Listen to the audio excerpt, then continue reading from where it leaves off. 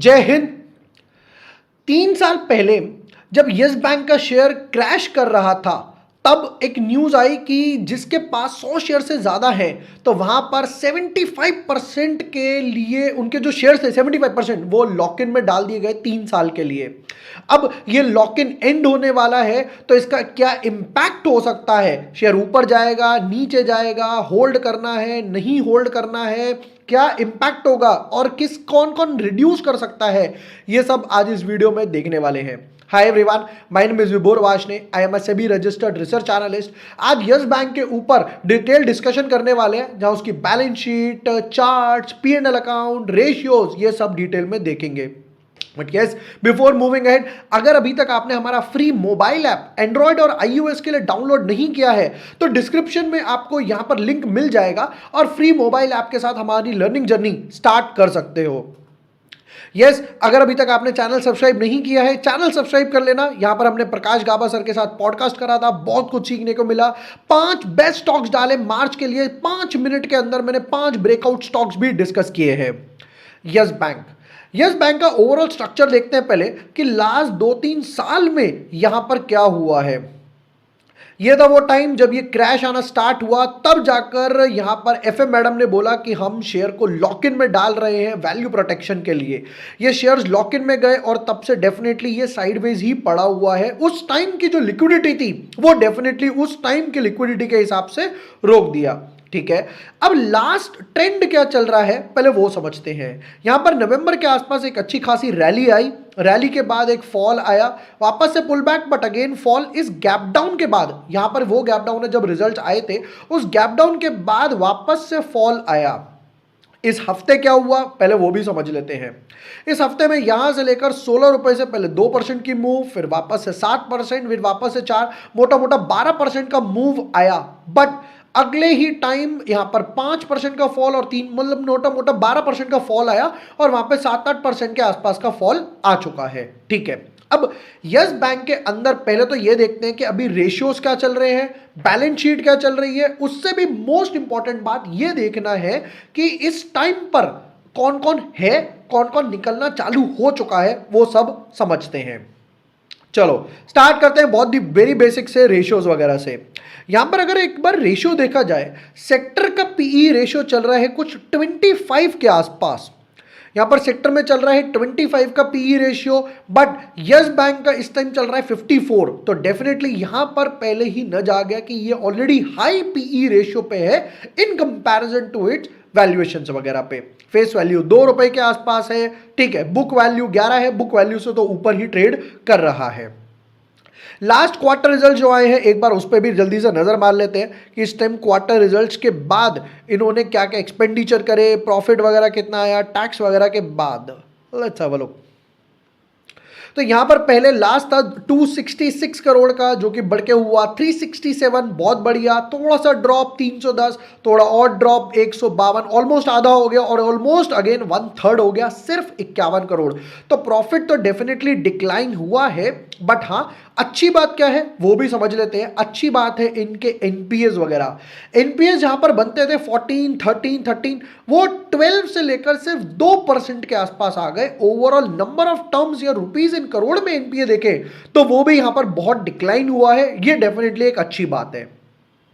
एक बार balance sheet पर नजर मारे तो बैलेंस शीट में डेफिनेटली जब इन्होंने लॉक इन के बाद बैंक्स वगैरह को शेयर इशू करे थे तो ये कैपिटल वहां से बढ़ गई। बट रिजर्व्स की तरफ देखें तो लास्ट 1 साल में कुछ हार्डली 600 करोड़ के आसपास का ही रिजर्व बढ़ा है। कुछ एक खासा इंप्रूवमेंट रिजर्व्स के तरीके से देखा जाए नहीं हुआ। ठीक है, अब आते हैं मोस्ट इंपॉर्टेंट पे कि अभी इस टाइम कौन कौन बैंक के अंदर है, किस किस को शेयर इशू करे थे, क्या क्या है। चलते हैं डायरेक्टली इन्वेस्टर्स वगैरह पर। तो यहां देखें प्रमोटर तो नहीं है कोई डायरेक्टली। एफआईआई डेफिनेटली है, एफआईआई ने अपना स्टेक भी बढ़ाया है 12 से 23%। बट उधर दूसरे हाथ पर जो उस टाइम पे न्यूज आई थी, उस टाइम पे ये न्यूज आई थी एसबीआई ने लिया, एसबीआई को दिया इनफैक्ट आई शुड से, फिर उसके बाद एलआईसी ने उसको बेल आउट करा। बाकी बैंक्स भी आए थे, कोटक, एचडीएफसी, आईसीआईसीआई बैंक, इन सब बैंक्स ने उस टाइम यस बैंक को बचा लिया था। 3 साल पहले की बात बता रहा हूं। अब इस टाइम पे ये दिखाई दे रहा है कि डीआईआई अपना स्टेक रिड्यूस कर रहे हैं, तो क्या इंप्लीकेशन है, अभी तक कितना रिड्यूस करा पार्शियल में, वो सब भी जल्दी से नजर मार लेते हैं।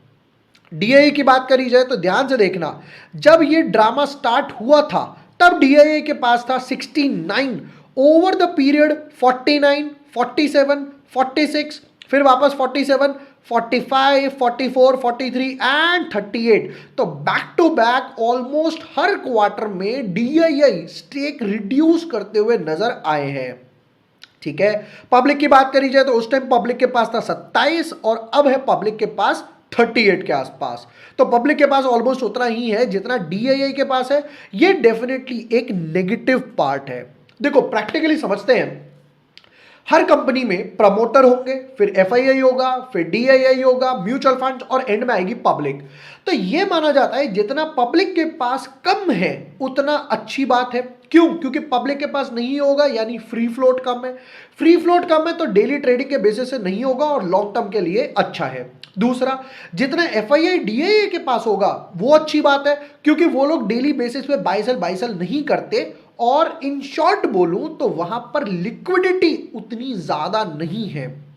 जितनी ज्यादा लिक्विडिटी उतना ही वो खराब है। जैसे take example of Vodafone, Vodafone में लिक्विडिटी भरी पड़ी है, 7 रुपए 8 रुपए 7 रुपए 8 रुपए तक घूमता रहता है, उसके ऊपर नहीं जा पाता। ये एक रीजन है लिक्विडिटी की वजह से। अब यहां पर क्या होगा, अगर अनलॉक पीरियड ओवर होता है, वहां पर डेफिनेटली बैंक्स को आरबीआई से पहले परमिशन लेनी पड़ेगी। बट अगर वो स्टेक सेल करते हैं तो वो या तो जाएगा एफआईआई के पास या पब्लिक के पास, और डेफिनेटली उसका एक नेगेटिव इंपैक्ट आ सकता है। चार्ट से भी देखते हैं कि चार्ट इस टाइम क्या बोल रहा है, बट पहले डीआईआई के पास चलते हैं।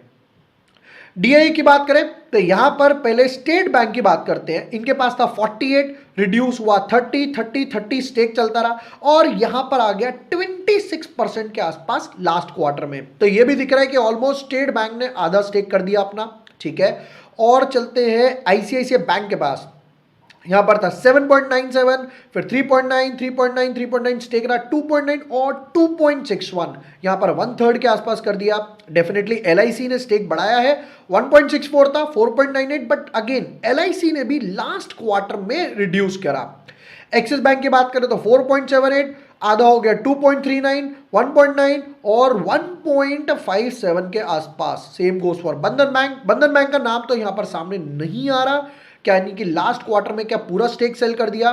फिर एचडीएफसी की बात करें, एचडीएफसी लाइफ इंश्योरेंस नहीं आ रहा, इवन आईडीएफसी ने रिड्यूस करा, और ये सारा धीरे धीरे कहा गया एफआईआई और पब्लिक के पास। अब अगर ये बात समझते हैं, अगर एसबीआई ने अपना कोई पैसा, ध्यान से समझते हैं लॉजिकली, एसबीआई ने कोई पैसा डाला यस बैंक में, वो पैसा ब्लॉक हो गया। अब मान लेते हैं अब अनलॉक पीरियड ओवर हो रहा है, तो धीरे धीरे अगर एसबीआई वो पैसा निकालेगी, अगर वो पैसा निकालती है तो डेफिनेटली एसबीआई के लिए अच्छा है कि जो पैसा, प्रैक्टिकली सोचो, आपका 3 साल से ब्लॉक था, अब वो पैसे की लिक्विडिटी आपके पास आ रही है, राइट। तो ये एसबीआई के लिए बहुत अच्छी बात है। अब इसका चार्ट पे इंप्लीकेशन देखते हैं कि एसबीआई के लिए क्या बन रहा है। Have a look. जब लोगों ने पूछा था कि यार ये पीएसयू बैंक्स क्यों भागे, वो रीजन है इसका कि यहां पर हो सकता है, आई एम सेइंग अगेन, हो सकता है कि एसबीआई या बाकी पीएसयू बैंक्स वगैरह ये अपना स्टेक सेल करें यस बैंक में, ताकि इनके पास लिक्विडिटी आ जाए। तो ये इसके लिए अच्छा है। और यहां पर हुआ भी क्या था वो भी देखना कि यहां पर पहले एक बना इनसाइड बार, उस इनसाइड बार का ब्रेकआउट तो आया ही आया और वापस से फॉलोअप आ रहा है। जिसने इनसाइड बार वाली वीडियो नहीं देखी है, चैनल पे जाना है, प्लेलिस्ट पे क्लिक करना है, आपको यहां पर टॉप पे मिलेगा प्राइस एक्शन प्लेलिस्ट, उसमें आपको इनसाइड बार की वीडियो मिल जाएगी विद मोर देन 1,33,000 व्यूज, और उसका स्क्रीनर भी इनबिल्ट मिल जाएगा। अब हमने ये तो देख लिया कि एसबीआई के लिए अच्छा है, बट यस बैंक पे क्या इंप्लीकेशन है, अब चार्ट से वो समझते हैं ताकि पूरा कोरिलेशन हो जाए।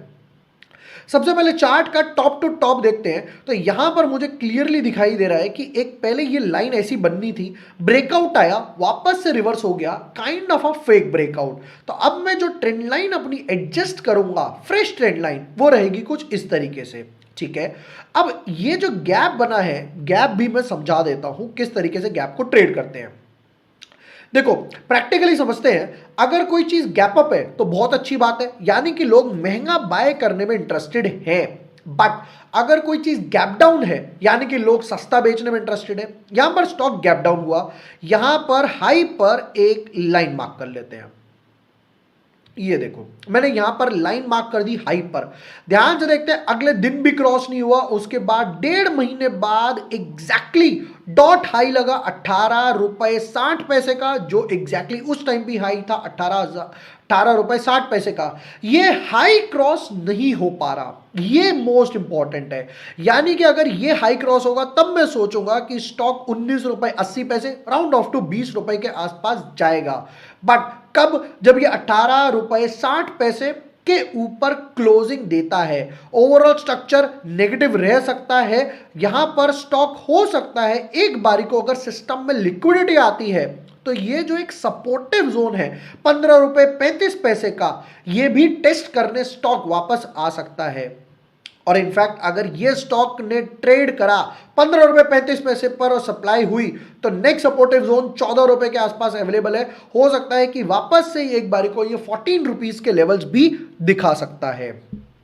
ये थे यस बैंक के डिटेल्ड एनालिसिस, जहां पर हम लोगों ने अनलॉकिंग देखा, किस किस के ने कभी कितना कितना माल रिड्यूस करा, डीआईआई ने एफआईआई ने डेफिनेटली ऐड करा, पब्लिक के पास भी लिक्विडिटी बढ़ गई है। यस बैंक के साथ एसबीआई पर क्या इफेक्ट आएगा वो भी हम लोगों ने देखा, बैलेंस शीट भी देखी, पीएनएल अकाउंट भी देखा, रेशियोज वगैरह भी देखे। वीडियो पसंद आया तो share with your friends, like and subscribe. Thank you for watching the video. Lots of love.